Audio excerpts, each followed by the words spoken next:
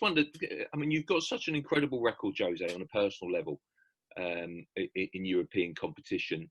You know what it means to a football club to be successful in it, but also obviously this year more than most from a financial perspective as well. So just how big is tomorrow and how big is qualifying for the Europa League this season? It feels like it's never been bigger.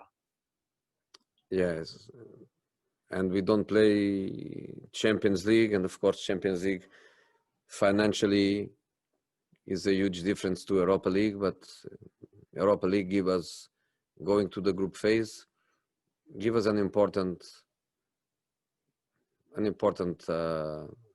amount, and on the sports side is a very difficult competition, different than Champions League obviously, but it's difficult competition, lots of matches, lots of opponents, lots of traveling, much more traveling than in Champions League, because Champions League is much more concentrated in our side of the Europe with the top football countries.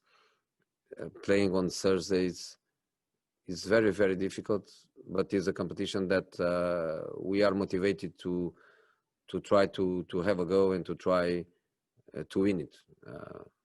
Lots of good teams and better teams will arrive later from the Champions League group phases, but it's a competition that we want to try. And these knockout matches are very dangerous because it's only one leg, very, very dangerous. We felt the fear, especially in Bulgaria, and we have to make sure that tomorrow we win it. One match at home, away goals are not important. Penalties only after 30 minutes, so you still have 30 more minutes to play.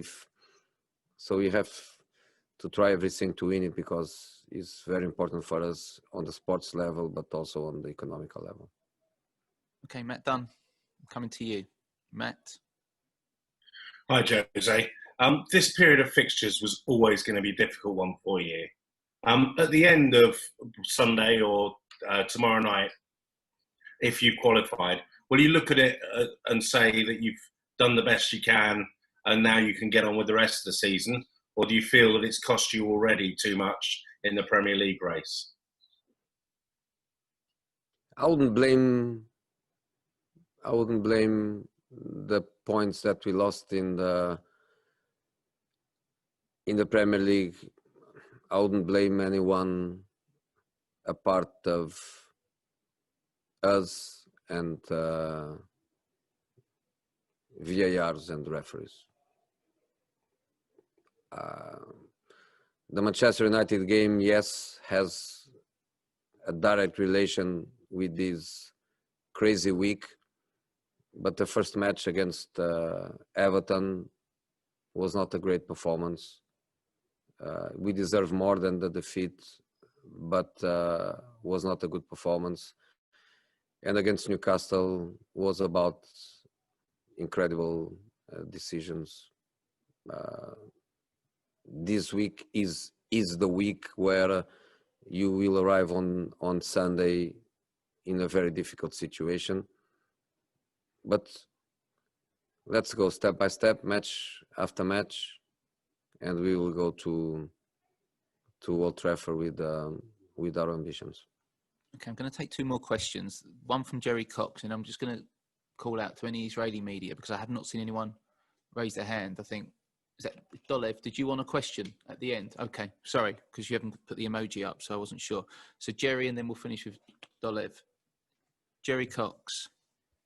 Hi, Jose. Are you still optimistic that you can get a striker in before the transfer window closes? I am optimistic, but more than that, the feeling that I like is that we are trying everything to do it. You succeed, you don't succeed, is a different story. It's like a football match. You win, you don't win, but you give everything and you try everything. On the transfer market is a bit more of the same. I like the feeling of my club.